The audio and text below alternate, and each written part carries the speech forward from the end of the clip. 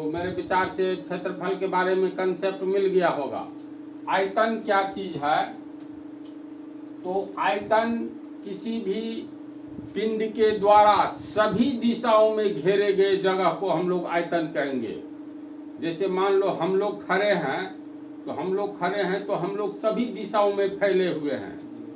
एक मार्कर का उदाहरण लिया जाए, मान लो ये मार्कर है, तो देखो एक बिंदु ले लेते हैं इसके बीच में, तो कहेंगे उत्तर की ओर फैला हुआ है, दक्षिण की ओर फैला हुआ है। मोटाई है तो जो बिंदु लिए उससे पश्चिम की ओर भी फैला है, पूरब की ओर भी फैला है, नीचे की ओर फैला है, ऊपर की ओर फैला है, फिर उत्तर पश्चिम की दिशा में भी फैला है, पश्चिम दक्षिण के दिशा में फैला है, पूरब दक्षिण के दिशा में और पूरब उत्तर के दिशा में। यानी दिशा की संख्या 8 नहीं 10। पूरब पश्चिम उत्तर दक्षिण 4 दिशा। पूरब और उत्तर के कोने वाली दिशा को हम लोग पूर्वी उत्तरी दिशा कहेंगे, नॉर्थ ईस्ट या ईस्ट नॉर्थ बोलो। इसी तरह पश्चिम और उत्तर के बीच की दिशा को उत्तरी पश्चिमी दिशा कहेंगे। सेम कंडीशन दक्षिणी पश्चिमी मानसून पढ़ता भी होगा। फिर दक्षिणी पूर्वी भाग तो 4 दूनी 8 हुआ। कोई पिंड अगर ऊपर से नीचे की ओर गिर रही है तो वह पिंड किस दिशा में जा रही है? तो नीचे की ओर।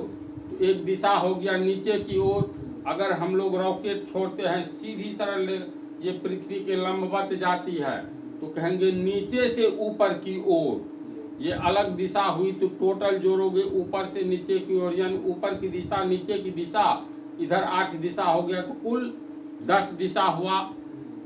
तो कोई भी पिंड सभी दिशाओं में फैला रहता है ना। वास्तव में एक बाल्टी खड़ा करेंगे तो बाल्टी के बीच में उंगली दो तो पूरब पश्चिम उत्तर दक्षिण ऊपर नीचे सब दिशा में हो जाएगा ना।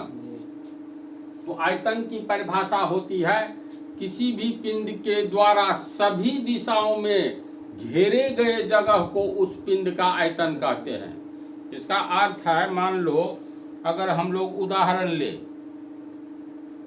ये देखो ये गोला है जो पढ़ाना है इसके बाद, तो ये गोला का ठीक बीच में एक बिंदु ले लो। तो ठीक बीच में जो बिंदु लेंगे इसको केंद्र कहेंगे भीतर में, समझा। तो केंद्र से सभी दिशाओं की ओर ये गोला फैला हुआ है। तो इस गोला के द्वारा वायुमंडल में कितना जगह घेरा जा रहा है? तो सभी दिशाओं में जितना जगह घेरा गया वही जगह कहलाएगा गोला का आयतन।